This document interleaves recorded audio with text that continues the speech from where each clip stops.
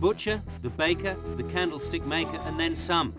This is no nursery rhyme, but rather fragments of real life in a pretty unique little town during the last decade of a century. Many have occupations that are on the way out, the kind of thing that in the next millennium will certainly not be extant. At the Mongalo cafe he built, Terry Milligan and his partner Carol turned out some of the best breakfasts in the bush. As a self-taught photographer, he realised things were changing, and as an outsider, he had a one-off chance to capture them. People who are born here don't have the perspective on their own community that somebody like me has. Because I'm American, they let me get away with a little more. I don't behave the way they do around each other. The cafe and gallery is 10 minutes outside Braidwood, a heritage-rich town about an hour from Canberra on the way to the coast.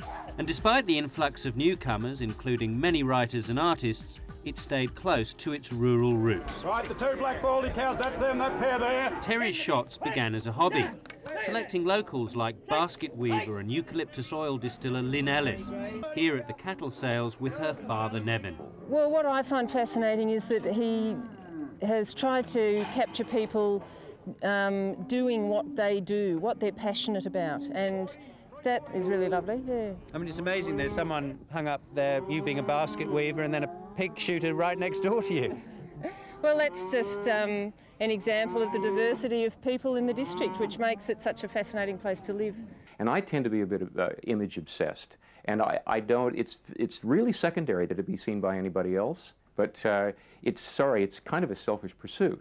Terry's drawn his inspiration from the everyday. There you go, Terry. Good, Paul. Could you fill it, please? Fill her up? No worries at all. And especially characters like John Radburn, better known as Bull, who he persuaded to become a photographic model.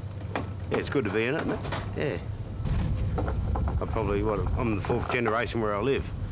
And, oh, yeah, it's good to be a part of Braidwood because it's a beautiful place to live, you know.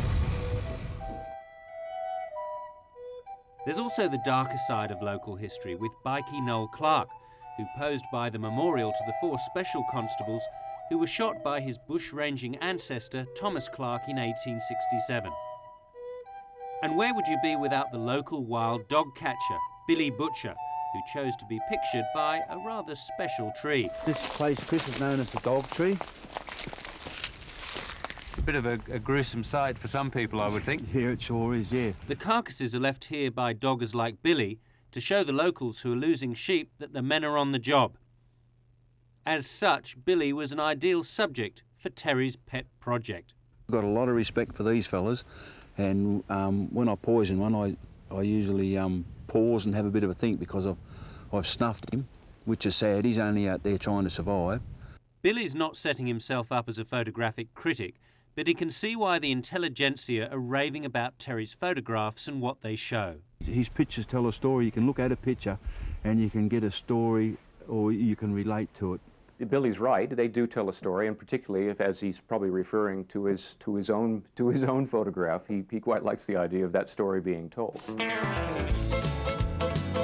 The annual show is of course a goldmine to get new portraits and catch up with old subjects like auctioneer Chris McMurtry, who was working so hard he didn't even know he'd been shot. The first I knew about it was somebody came and saw me and said, "There's a nice photograph of you out in Terry's gallery. You better go and buy it." So I hung out for 6 months before I was conned into it. Terry's taken the photographs of 250 locals, representing about 1/10 of the district population, for his Millennium Project. And now the National Library, no less, has started collecting his shots for posterity. John Thompson, curator of the Australian collection at the Canberra Library, says Terry's photos have a real sense of place and community. I think that's what he's captured here, very much a sense of the kind of traditional rural crafts and traditions of the town.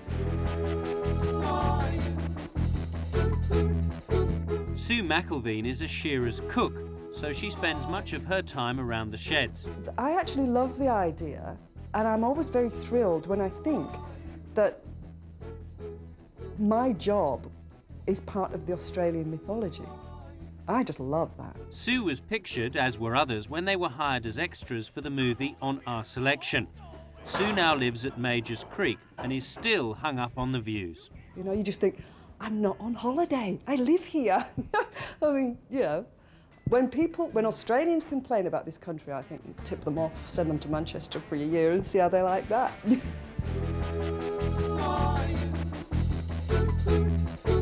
Finally, no view of Braidwood would be complete without the self-styled Sultan of Aningi.